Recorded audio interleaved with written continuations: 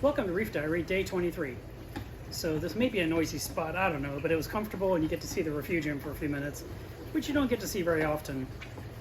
Specific things that I did today were kind of interesting. The tank itself is hanging in there. You know how when they put out a forest fire, they say the fire's out, but there's some burning spots that are still embers. That's kind of what my reef is doing. There's still some SPS that are finishing, turning white, while other corals are doing pretty well.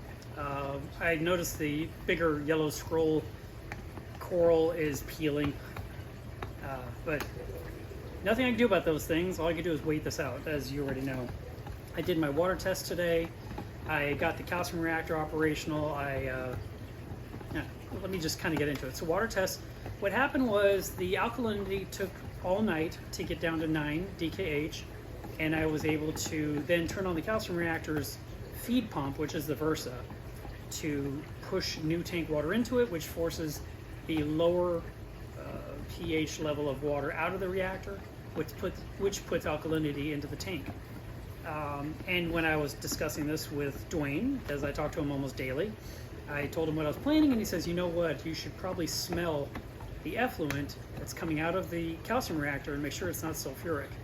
Which I didn't think would happen, because when you think about how those reactors work, there's water moving through them all the time, 300 to 500 gallons an hour, and then you're trickling in water into the reactor and it's dripping out the other side. I mean, it's going through so slowly, I just couldn't imagine it going badly with 3 days of constantly circulating. No, if it didn't have circulation, yes. But anyway, he brought it to my attention. I thought, So I took some extra long tubing and made it drain into a bucket, and after it drained about an inch and a half of water into the bucket, I put my head in the bucket, and it didn't smell that great. I expected to smell salt water, and it smelled a little off. So I actually let it run for about a solid hour, maybe even 2 hours, until I took out about a gallon and a quarter of water out of the reactor. At this point, it'd been replaced with new water into the reactor, because how much could it possibly hold with all the displacement of the media? And that is now dripping back into the sump the way it should be. So that part's done, it's good to go. And to be really honest, out of all the years I've run a calcium reactor, I have never smelled the effluent, so maybe that is the normal smell. But Dwayne got into my head, and I thought, let's be careful. So I did that. Jason asked me about the turf scrubber, so I pulled out the drawer, and it's actually doing quite well. Lots of good green algae. The bottom inch of the tray is filled with algae, which I don't recall seeing in the past. There's no weird slime, there's no grossness. It is spreading, it's filling in. Looks good so far. And I had an EB-832 for my Apex that had a bad outlet, and it's been sitting in the back room for a long time.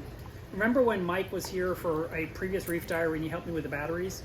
I asked him, could you take a look at this? You know, you seem to be super smart when it comes to electronics. And he went home and he opened it up and he discovered there's this one spot where there's this black chip with all these little leads coming off of it, like a spider with a ton of legs, right? And 2 legs had a droplet of solder spatter or rosin or whatever that is, just sitting there, probably shorting out the 2 contacts or giving the wrong information. And so he was able to remove that little droplet off of there, and now I have an outlet that works. So now I have an EB-832 as a backup where all 8 outlets work, which is great news. And if for some reason I want to use it, I can. And then the water test for today. So alkalinity right now is 9, which is where I want it. I want to keep it there. Magnesium, let me make sure I have my notes correct here. Magnesium is measuring about 1350. I'd like that to be a little bit higher, but with a lack of Montipora, maybe I shouldn't think about it. Phosphate's 0.25, nitrates are 15, calcium was 430, and then the other stuff, like temperature and all that, 78.6, and pH is 8.36. I also took the time to check the water in the frag system, even though I lost a ton of corals in there. And salinity is 1.026, and pH is 8.2, temperature 78.1, but magnesium is only 1200, alkalinity is 9, hey, got one right. Phosphates are 0.75, which makes sense with all the corals that died in there, and calcium is 370, so it's a little bit low. So that's kind of what it is for today, and no big plans for the weekend for the tank. I'm just going to continue to let it put out the fires, and then we'll see where things look here in a few more days or in a week. But that's it for today, and we'll see you again tomorrow with the next Reef Diary.